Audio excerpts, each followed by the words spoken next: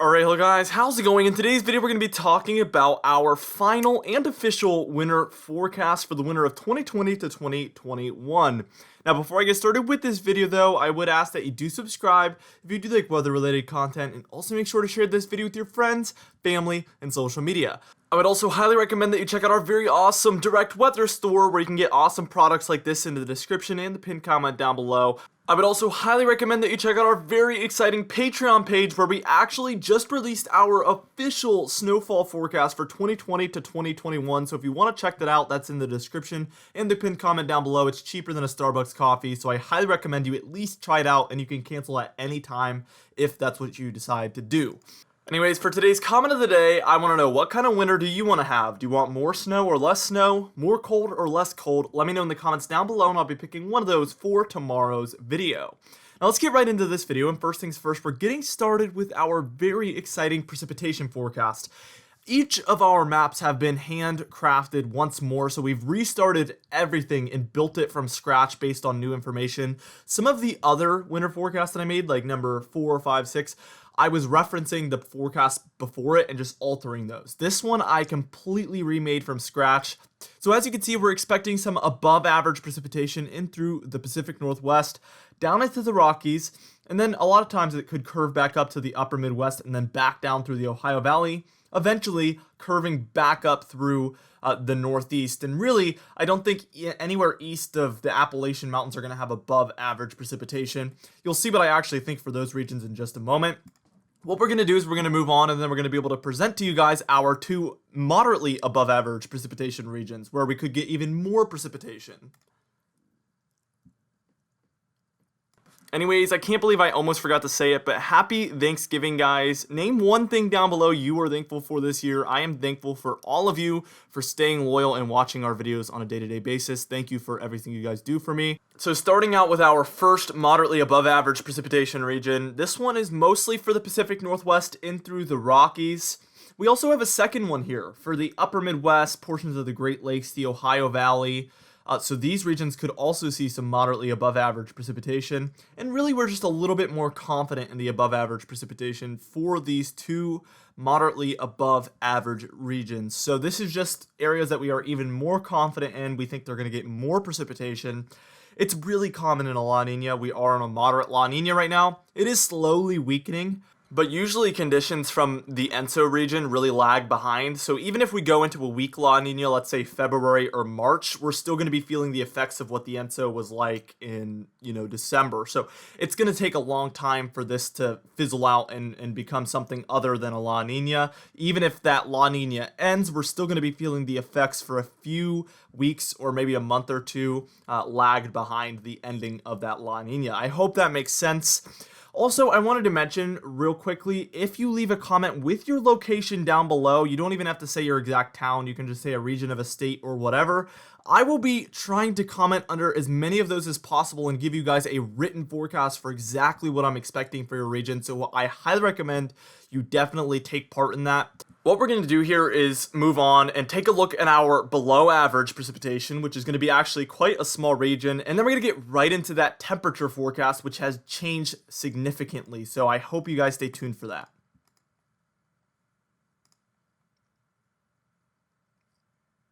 Now quickly, here is our below average precipitation region, and you might notice that the East Coast and the Gulf Coast is now excluded. They used to be included with this.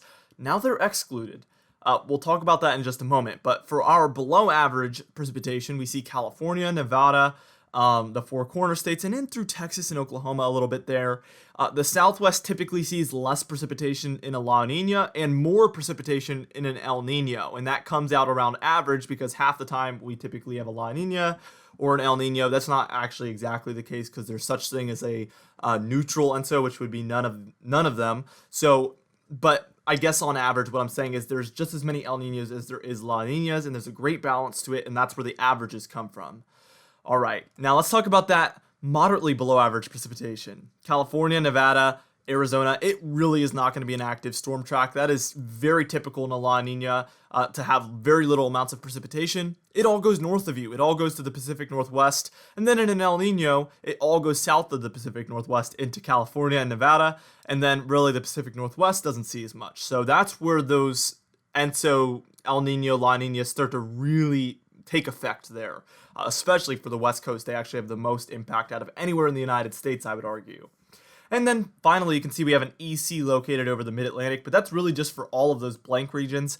That stands for equal chances. So I'm not even really confident in below average or above average precipitation, not even enough to put one of the slight shades over this region.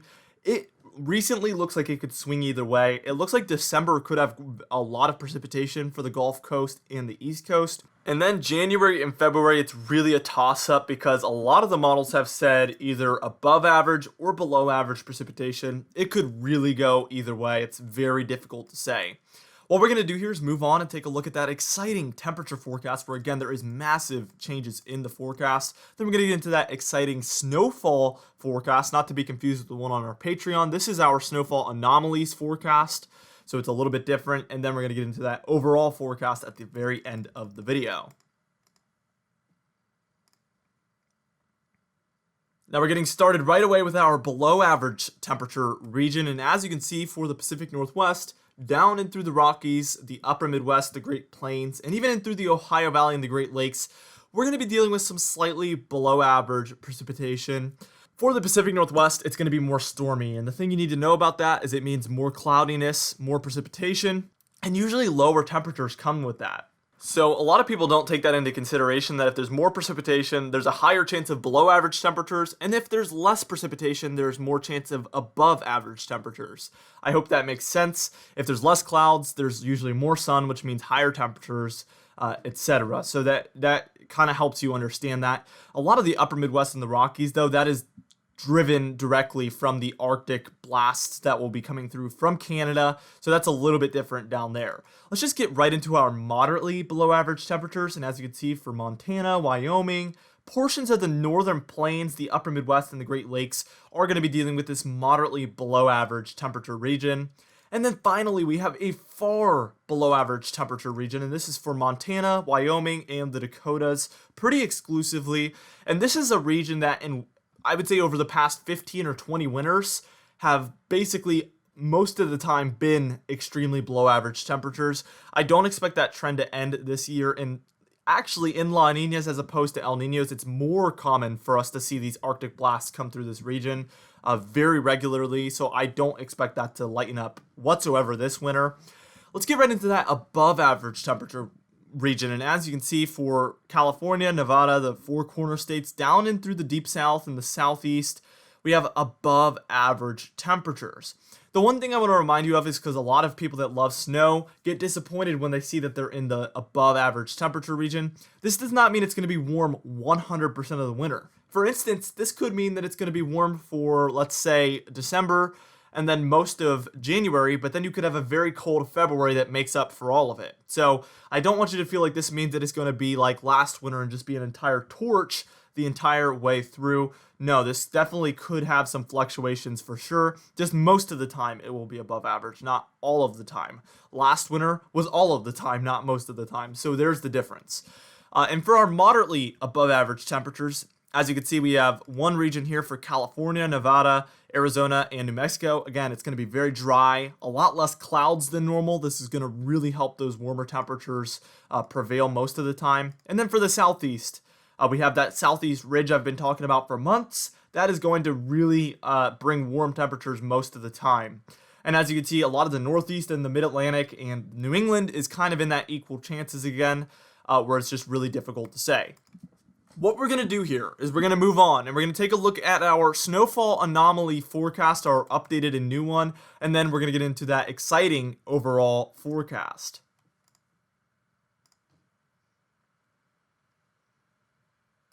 All right, now here we are taking a look at that above average snowfall region. And as you can see, for a lot of the Pacific Northwest, the Rockies, the upper plains, the upper Midwest, the Ohio Valley, and the Great Lakes are all in this above average snowfall region. And this one was really easy to make because you might notice it takes up all of the regions that are in the below average temperatures and pretty much all of the regions that are in the above average precipitation. More cold, more precipitation probably equals more snowfall. This one's a little bit more, it could definitely fluctuate because if the precipitation comes in at a different time than the cold does, because same story, like I said with the warm, this doesn't mean it's going to be warm all the time. It could be cold. Just like that, the cold region isn't going to be cold 100% of the time. It could be warm at times, and that could be when the precipitation comes through. As annoying as that is for snow lovers, that does happen sometimes. Let's talk about that moderately above average snowfall, and as you can see, there's two separate regions. This is really similar to how our previous forecasts have gone, and we've really stuck with this most of the year. The Pacific Northwest and through the Rockies looks to be a very active snowy region. Same story with portions of the Ohio Valley and the Great Lakes. And then finally, for our below average snowfall, you might be wondering, like, why is South Texas and South Florida and southwestern California in this? Well, basically all we're taking into consideration is our temperature forecast and our precipitation forecast combined. So even if you don't average seeing snowfall, we're kind of saying you're going to have below average chance of seeing snowfall, if that makes sense. So like, let's say Los Angeles has like a 1 in 1,000 chance of seeing snowfall. That's going to be even lower this year, even though it's like very low already. It's going to be even lower because technically anything is possible. Like, you know, Cuba could see snow. There's a percent chance that could happen somehow, but it's going to be even lower for some of those regions this year that are in that kind of grayish brown shade. Let's get right into that overall forecast, okay? And I've changed a few things. I've tweaked this. It's really just shifted for the most part. It hasn't really changed entirely. We'll start right with the Pacific Northwest. I always do. That's where I expect it to be quite stormy, actually. That's going to be an active storm track. You saw that on our precipitation forecast and our snow forecast. It's going to be quite stormy. To the south of you, pretty much the opposite. Warmer and dry. Mostly warmer because it's dry, but I do actually think we could have a positive P&A a lot of the time, which is where warmer temperatures really prevail for the West Coast, and then brings colder conditions further east. That looks to happen at least in the earlier portion of December. We'll see if that continues. More snow for that white region, meaning more snow than normal for you guys, so going to be a lot of snow out there. And in that pink region, polar vortex, that used to be a lot further east. Now I've receded it west. That seems to be the really big region this winter that sees most of that cold, that very potent cold. Frigid for the purple regions, which just means it's a little less cold, but still just going to be, you know, very cold. You won't really notice the difference. It's just going to be freezing. For that deeper blue region, we see cold and snowy. I think that's going to be a pretty cold region as well. For that kind of yellow region for the south central United States, we have less stormy. So typically you would see in an El Nino storms coming across California through the desert west, believe it or not, and in through the south central United States, bringing some nor'easters that begin to develop there and then eventually make their way up the East Coast. That's not going to be as much the case this winter, so it's going to be a little less stormy than what is typical for you guys. Southeast ridge in that orange region as well. It's not going to be quite as strong as I anticipated maybe about a month ago, but it's still going to be a very dominant factor. To the north of you, winter battle zone. You might be wondering, what does winter battle zone mean at all? It basically means that this is going to be the region where the cold and the warmth are really battling it out. The storm systems are coming through here.